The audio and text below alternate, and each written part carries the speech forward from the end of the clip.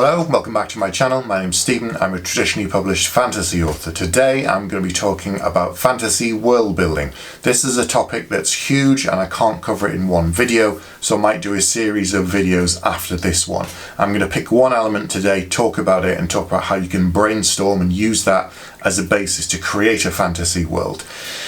Like writing a book, there's no right way to do it, there's only what works for you. And also, like writing a book, some people build everything up front and they're architects, and then there are gardeners that make it all up completely, and you find your own way forward.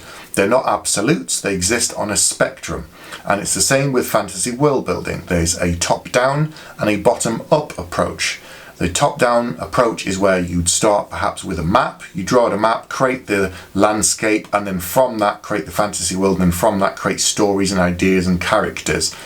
The other way is bottom-up, where you start with an individual, a scene, a moment, a person, just something that's captured in your imagination, and from there you take them out into the wide world, into the fantasy world, and create something.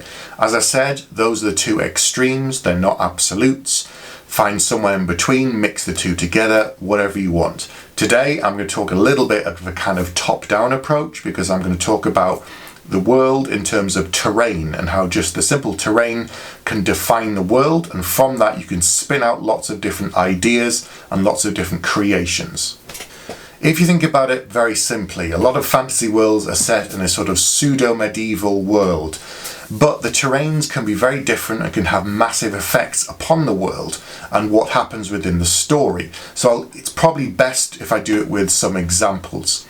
So if you think about Tale of the Shattered Sands by Bradley Bowler, the first book is 12 Kings, or 12 Kings in Sharakai.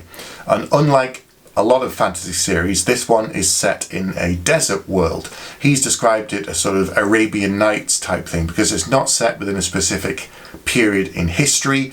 It's a completely fantastic world, but everything is desert, or for the most part at least. So you start thinking about that and then thinking, okay, well, what sort of animals would exist in that kind of environment? How do they feed the people? How do they transport and get around?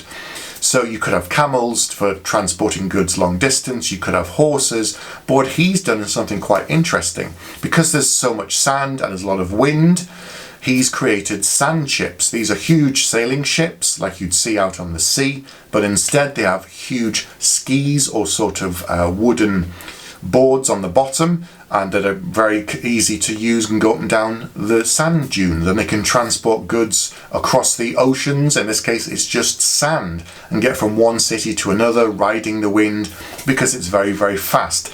And that's something I've not really seen in fantasy world before, and that's purely based just upon the environment that he's done. You can then start, as I said, thinking about the food, thinking about the clothing and that kind of environment. What would you have?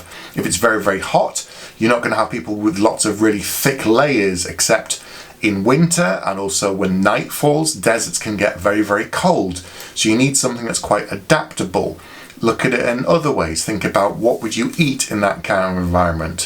Where would you grow food? You might have oasis. In his books he does have an oasis, and lots of other ones dotted around, and of course from there civilizations are built up. Towns and cities would locate within a desert environment close to water, because they need water for food, for growing plants, to feed the animals, and all of this sort of stuff. So it just kind of nudges on one thing after another. You start thinking about it in a logical way.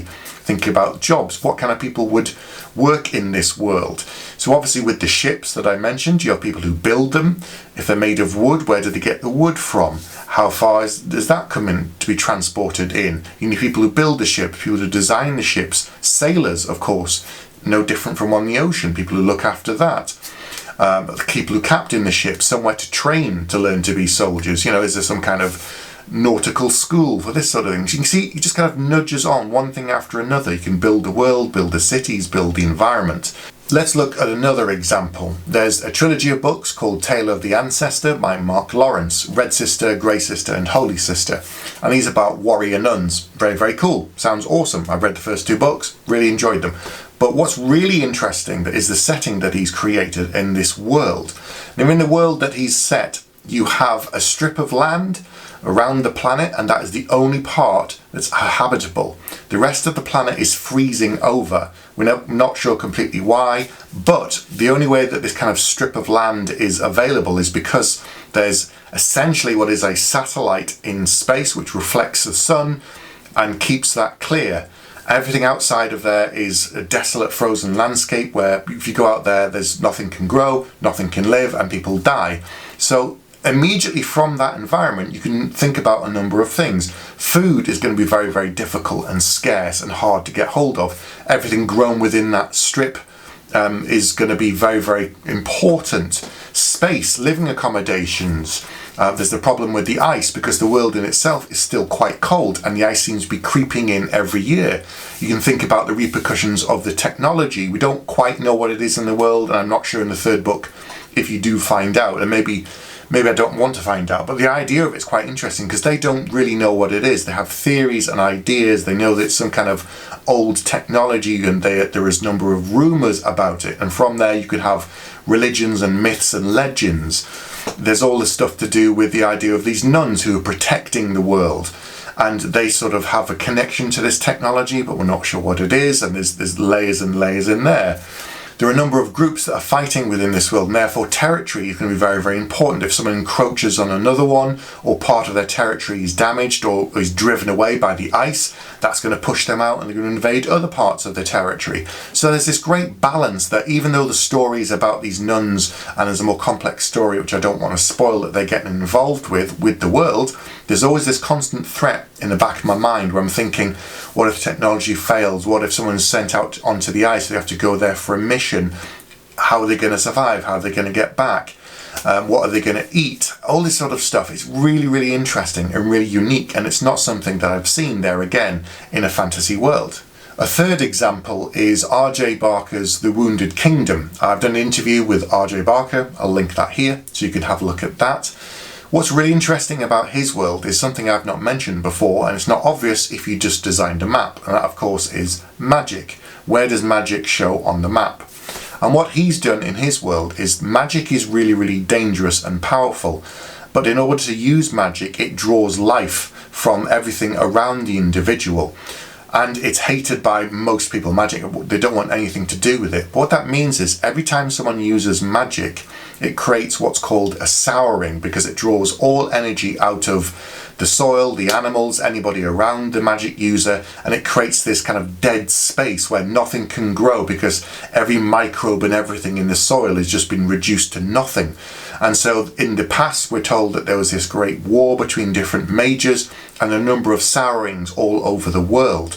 Another layer on top of that, of course, anybody who has magic is going to be hunted down because they don't want this to repeat going forward.